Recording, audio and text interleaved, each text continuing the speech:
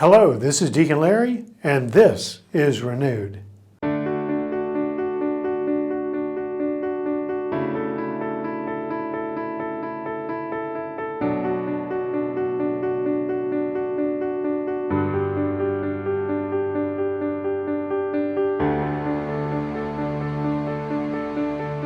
We've been talking about saints, all saints, saints we might get to know. Sometimes it helps to bring that notion of sanctity right close to home.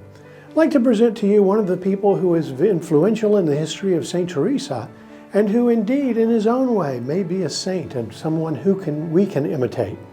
And that is the founding pastor of St. Theresa, Father Ralph Diefenbach. Father Ralph was born in St. Louis, Missouri. His family moved to Texas, he grew up in Dallas, eventually went to high school at St. Thomas High School down the street.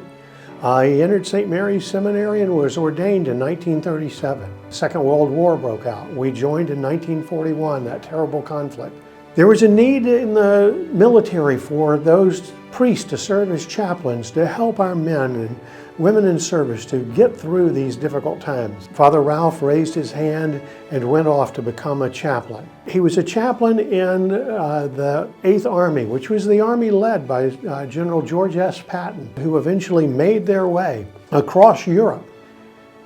And his role as a chaplain, Father Diefenbach had a most extraordinary experience, calling by God, quite frankly, into history. And that is, during the war, at the end of the war, the Hungarian people had lost one of their most treasured relics. They had two treasured relics, this great Catholic nation, deeply Catholic nation. They were occupied by the Nazis, and from Budapest were stolen two treasures. One was the crown of St. Stephen. St. Stephen was the king who was converted, and in the days of the early Middle Ages, in the year 1000, when the king was converted, the people converted and followed him into Christendom. Also, the great relic was his right arm. It was a relic that the people had preserved and cherished. The Nazis stole those.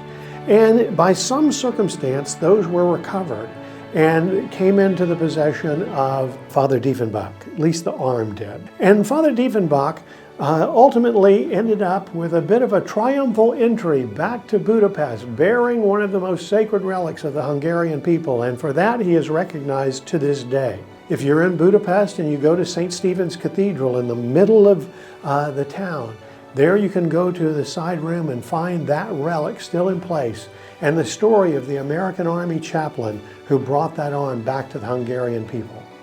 Father Ralph came back to the St. Teresa's, actually the Archdiocese, then the Diocese of Galveston, Houston.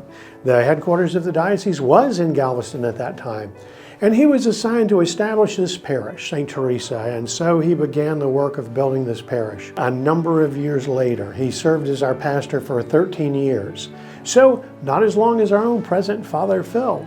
So 13 years, though, is a remarkable time in the life of a young parish. And Father Diefenbach was regarded by so many people for his gifts. In fact, he even ran a television program on public television. Like Fulton Sheen, one of the first in those early years of television to see a role for the faith. What we're doing today on Renewed is a reflection of that work that was done so many years ago. Father Diefenbach tragically died. He was a pilot. Oftentimes in those days, if you needed to get to Dallas, he took his private plane, and he was a skilled pilot, but on a particular morning on June 10th, he took off and his plane wasn't able to make the takeoff and fell several hundred feet from the air. Father Diefenbach lost his life along with 4 passengers that were with him. A tragedy to be sure. We are grateful for the wonderful example, though, of his life, of his witness of faith, his readiness to serve and to offer his life and service as a priest to those in service in dangerous times. The example of his willingness to create a new place of faith that has flourished so much over these years. And so as we mark this season, when we think about saints, when we think about death, when we think about those who have gone before us, let us remember Father Ralph Diefenbach and all those other priests that have served at this altar who have gone before us. If we follow them, we may be renewed.